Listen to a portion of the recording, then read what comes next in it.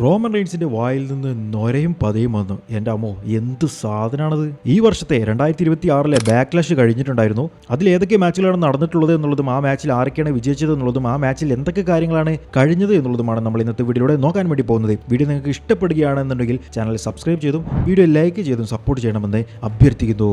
Welcome to wrestling Malayalam.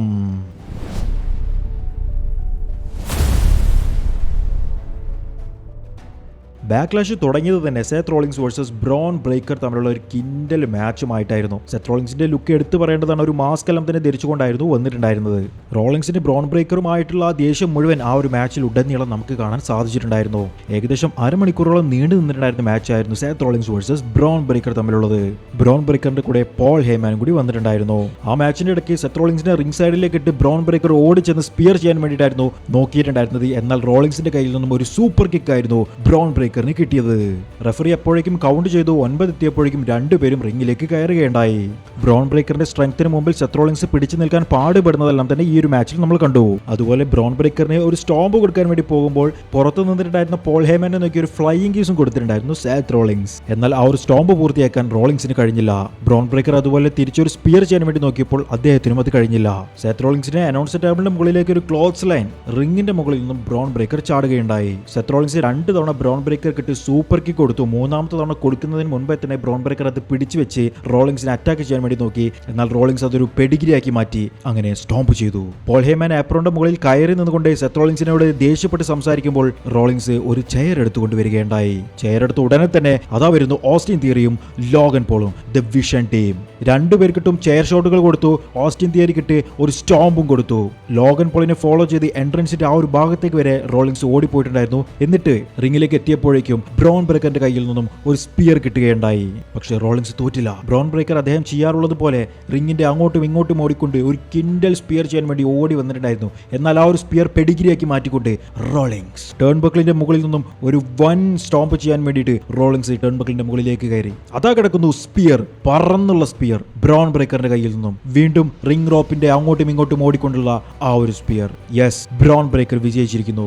ഈ ഒരു മാച്ചിൽ രണ്ടുപേർക്കും പവർ ഉണ്ടെന്ന് കാണിക്കാനാണെന്ന് തോന്നുന്നു മൂകളൊന്നും സെല്ല് ചെയ്യാത്തതുപോലെ എനിക്ക് തോന്നിയിട്ടുണ്ടായിരുന്നു. പക്ഷേ അത് കുറച്ച് ബോറായിട്ടാണ് എനിക്ക് തോന്നിയിട്ടുണ്ടായിരുന്നത്. കാരണം 2-3 തവണയെല്ലാം തന്നെ സൂപ്പർ കിക്ക് ചെയ്തിട്ടും അതേപോലെ എഴുന്നേറ്റ് വരുന്നതും അതുപോലെ 2-3 തവണയെല്ലാം തന്നെ ബ്രോൺ ബ്രേക്കറിന്റെ കയ്യിൽ നിന്ന് നല്ല അടി കിട്ടിയിട്ടും സെത്ത് റോളിങ്സ് ഒന്നും പറ്റാത്ത രീതിയിൽ അദ്ദേഹത്തിന്റെ മൂവുകളെല്ലാം തന്നെ ചെയ്തതും കണ്ടിട്ടുണ്ടായിരുന്നു. പക്ഷേ അത് അത്രത്തോളം നല്ലതായിട്ട് എനിക്ക് തോന്നിയിട്ടില്ല. പിന്നീട് നടന്നത് സാമി സെയിൻ വേഴ്സസ് ട്രിക് വില്യംസ് തമ്മിലുള്ള യുണൈറ്റഡ് സ്റ്റേറ്റ്സ് ചാമ്പ്യൻഷിപ്പ് മാച്ച് ആയിരുന്നു. ഈ ഒരു മാച്ചിൽ ഉടനീളം ഫാൻസ് മുഴുവൻ സപ്പോർട്ട് ചെയ്തിട്ടുണ്ടായിരുന്നത് ട്രിക് വില്യംസിനായിരുന്നു. സാമി സെയിൻ ഒരു പക്കാ ഹീൽ ക്യാരക്ടർ പോലെയായിരുന്നു നിന്നിട്ടുണ്ടായിരുന്നത്. ട്രിക് വില്യംസിന്റെ കൂടെ വന്നിട്ടുണ്ടായിരുന്ന ആ ഒരു വ്യക്തിയെ സാമി സെയിൻ റിംഗ് സൈഡിൽ വെച്ചുകൊണ്ട് അറ്റാക്ക് ചെയ്യുന്നതെല്ലാം തന്നെ നമ്മൾ കണ്ടു. അതായത് അദ്ദേഹത്തിന്റെ ഹെല്ലോ ആക്കി കൊടുക്കുകയുണ്ടായി. പക്ഷേ ഏറ്റവും അവസാനം ട്രിക് വില്യംസ് അദ്ദേഹത്തിന്റെ ഫിനിഷർ ചെയ്തുകൊണ്ട് ആ ഒരു മാച്ചിൽ വിജയിച്ചു. സ്റ്റിൽ യുണൈറ്റഡ് സ്റ്റേറ്റ്സ് ചാമ്പ്യനായി മാറുകയുണ്ടായി. ഇവരുടെ ഫ്യൂഡ് എനിക്ക് അത്രത്തോളം ഇഷ്ടപ്പെട്ടിട്ടില്ല. കുറച്ച് ബോറിംഗ് ആയിട്ടാണ് തോന്നിയിട്ടുണ്ടായിരുന്നത്. പിന്നീട് ഉണ്ടായിരുന്നത് Dan Heusen versus miss and kit Wilson തമ്മിലുള്ള ഒരു ടാഗ് ടീം മാച്ച് ആയിരുന്നു. അതിൽ ഡാൻ ഹൗസന്റെ കൂടെ ആരായിരിക്കും വരിക, മിസ്റ്ററി പാർട്ണറാണ് എന്നുള്ളതെല്ലാം തന്നെ പറഞ്ഞു. ഒരുപാട് പേർ CM പങ്കിനെയും പറഞ്ഞിട്ടുണ്ടായിരുന്നു. ഞാൻ പ്രതീക്ഷിച്ചിരുന്നു പങ്കായിരിക്കും വരിക. പങ്കിന് പുതിയ സ്റ്റോറി ലൈനുകളൊന്നും തന്നെ ഇല്ലല്ലോ. പക്ഷേ ആ പ്രതീക്ഷകളെല്ലാം തന്നെ വെള്ളത്തിലായിപ്പോയി. ഡാൻ ഹൗസന്റെ കൂടെ അദ്ദേഹത്തിന്റെ തന്നെ ഒരു ക്ലോൺ ആയിരുന്നു വന്നിട്ടുണ്ടായിരുന്നത്. ഒരു പൊക്കം കുറഞ്ഞ റെസ്ലർ ആയിരുന്നു വന്നിട്ടുണ്ടായിരുന്നത്. മിനി ഹൗസൻ എന്ന് ആ ഒരു വ്യക്തിക്ക് പേരിടുകയുണ്ടായി. ആ ഒരു മാച്ചിന്റെ ഏറ്റവും അവസാനം ഡാൻ ഹൗസൻ മിസ്സിനെ പിൻ ചെയ്തുകൊണ്ടായിരുന്നു വിജയിച്ചത്.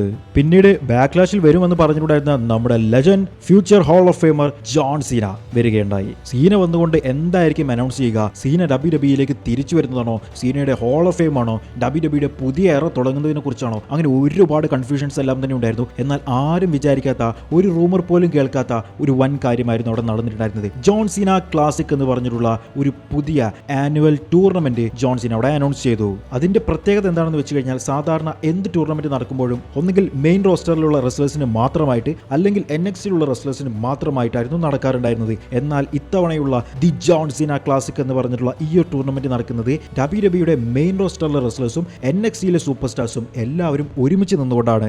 WWE പുതിയ ചാമ്പ്യൻഷിപ്പും കൂടി വരികയുണ്ടായി, the John Cena classic championship. ആ ഒരു ചാമ്പ്യൻഷിപ്പ് എന്താണ്, എങ്ങനെയാണ് കാണാനുള്ളത് എന്നുള്ളതൊന്നും തന്നെ WWE റിവീൽ ചെയ്തിട്ടില്ല. എന്നാൽ ഈ ഒരു ചാമ്പ്യൻഷിപ്പ് ആയിരിക്കും ആ വിജയിക്കുന്ന വ്യക്തിക്ക് കിട്ടുക എന്നുള്ളതായിരുന്നു സീന അവിടെ നിന്നും പറഞ്ഞിട്ടുണ്ടായിരുന്നത്. ഇതിന്റെ മറ്റൊരു പ്രത്യേകത എന്താണെന്ന് വെച്ച് കഴിഞ്ഞാൽ WWE യൂണിവേഴ്സ് അഥവാ ഫാൻസ് ആയിരിക്കും ആരാണ് ഈ ഒരു ചാമ്പ്യനായി മാറേണ്ടത് എന്നുള്ളതെല്ലാം തന്നെ തെരഞ്ഞെടുക്കുന്നത്. അതിന്റെ വോയിസ് മുഴുവനായിട്ട് നിയന്ത്രിക്കുന്നത് ഈ ഒരു ഫാൻസ് മാത്രമായിരിക്കും. ഫാൻസ് എങ്ങനെയാണ് വോട്ട് ചെയ്യുന്നത് നിങ്ങൾക്കറിയാമോ? അറിയാമോ? ഈ ഒരു ടൂർണമെന്റിന് വേണ്ടിയിട്ട് ആദ്യം തന്നെ ക്വാളിഫയിങ് മാച്ചസ് ഉണ്ടായിരിക്കും. മെയിൻ റോസ്റ്ററിലുള്ളവരും NXT-യിലുള്ളവരും തമ്മിലായിരിക്കും മത്സരിക്കാൻ വേണ്ടി പോകുന്നത്. മെയിൻ റോസ്റ്ററിലുള്ള മെയിൻ താരങ്ങൾ വരെ NXT-യിലെ ചാമ്പ്യന്മാർക്കെതിരെ അല്ലെങ്കിൽ NXT-യിലെ താരങ്ങൾക്കെതിരെ മത്സരിക്കും എന്നുള്ളതാണ് പറഞ്ഞത്. ഇപ്പോഴത്തെ best wrestlers best of tomorrow ആയിട്ട് മത്സരിക്കും എന്നുള്ളതായിരുന്നു ജോൺസൺ അവിടെ ഉപയോഗിച്ചിട്ടുണ്ടായിരുന്ന ആ ഒരു ഫ്രേസ് ഉണ്ടായിരുന്നത്.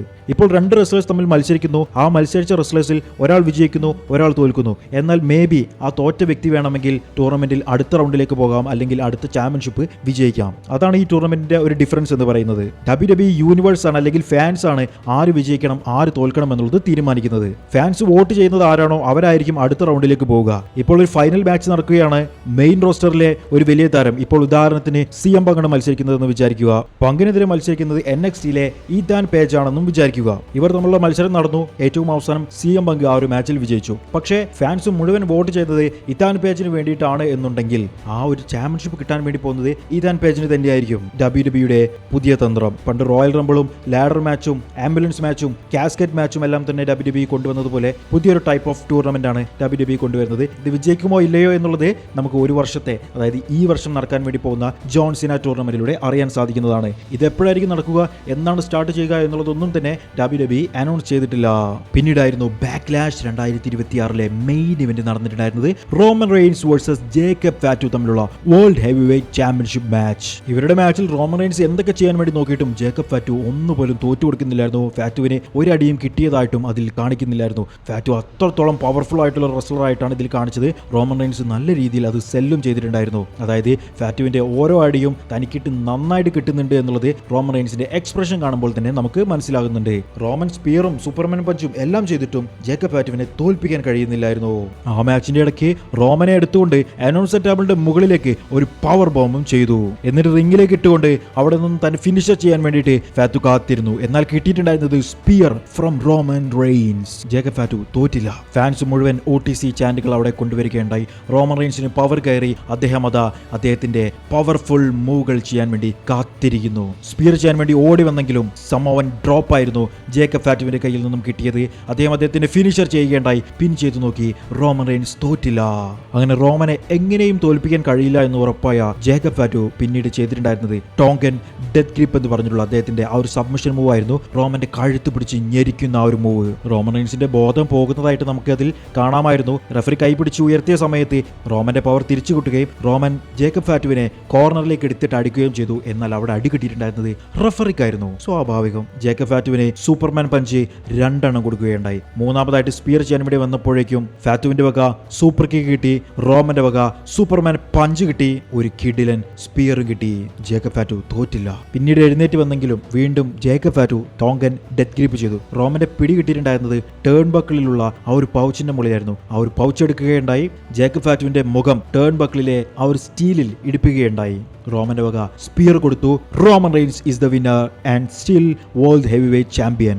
മാച്ച് കഴിഞ്ഞ് ജേക്കബ് ഫാറ്റു ഇറങ്ങിപ്പോകുമെന്ന് വിചാരിച്ചോടത്ത് നിന്ന് കഥ മാറി. വിജയിച്ച് കിടന്നിട്ടുണ്ടായിരുന്ന റോമന്റെ കഴുത്ത് പിടിച്ച് ഞെരിച്ചു. വീണ്ടും ടോങ്കൻ ഡെത്ത് ഗ്രിപ്പ് ചെയ്തു. പിടിച്ചു വെക്കാൻ വേണ്ടി റഫറി നോക്കിയിട്ടുണ്ടായിരുന്നു. റഫറിക്കിട്ട് കിട്ടി സമവൻ ഡ്രോപ്പ്. നിർത്തില്ല. വീണ്ടും റോമന്റെ കഴുത്ത് പിടിച്ച് ഞെരിച്ചു. അപ്പോഴേക്കും ഒഫീഷ്യൽസ് വന്നു. ഒഫീഷ്യൽസിന് ഇട്ട് കിട്ടാൻ തുടങ്ങി. ഓരോരുത്തർക്കായിട്ട് സൂപ്പർ കിക്കുകളും അറ്റാക്കുകളും. റോ ജനറൽ മാനേജർ ആയിട്ടുള്ള ആദം പീഴ്സിനെ എല്ലാം തന്നെ എടുത്തു തൂക്കി വെളിയിലേക്ക് എറിഞ്ഞു. റോമന്റെ വായിൽ നിന്നും നുരയും പതയും വരാൻ തുടങ്ങി. എല്ലാവരും ജേക്കബ് ഫാറ്റുവിനെ പിടിച്ചു വെക്കാൻ നോക്കി. എന്നാൽ ജേക്കബ് ഫാറ്റു ഒറ്റയ്ക്ക് നിന്നുകൊണ്ട് എല്ലാവർക്കെതിരെയും പൊരുതുന്നത് പോലെയായിരുന്നു നമ്മൾ കണ്ടത്. അങ്ങനെ ഫാറ്റു എൻട്രൻസ് ഏരിയയിലേക്ക് പോവുകയുണ്ടായി. പക്ഷെ തീർന്നില്ല.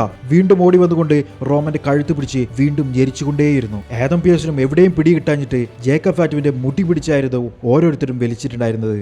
റോമന്റെ മുകളിൽ നിന്ന് ആ ഒരു ചാമ്പ്യൻഷിപ്പും ഉയർത്തി കാണിച്ചുകൊണ്ടായിരുന്നു ജേക്കബ് ഫാറ്റു റിംഗ് വിട്ടിട്ടുണ്ടായിരുന്നത്. ഇവർ തമ്മിലുള്ള ഫ്യൂഡ് എന്തായാലും തീർന്നിട്ടില്ല. മിക്കവാറും ഇവർ തമ്മിലുള്ള ഫ്യൂഡിന്റെ ഏറ്റവും അവസാനം ഒരു ഹെൽ ഇൻ എ സെൽ മാച്ചോട് കൂടിയായിരിക്കും എന്നുള്ളത് എനിക്ക് ഉറപ്പാണ്. ഇന്നത്തെ ബാക്ക്ലാഷിൽ നിങ്ങൾക്ക് ഏറ്റവും കൂടുതൽ ഇഷ്ടപ്പെട്ട മാച്ച് ഏതാണെന്നുള്ളത് വീഡിയോയുടെ താഴെ കമന്റ് ചെയ്യൂ. വീഡിയോ ഇഷ്ടപ്പെട്ടാൽ ലൈക്ക് ചെയ്യൂ. Thank you for watching my video. അടുത്ത ആഴ്ച മറ്റേതെങ്കിലും കിടിലൻ വീഡിയോയുമായിട്ട് ഞാൻ വരാം. അതുവരേക്കും ബൈ ഗായ്സ്.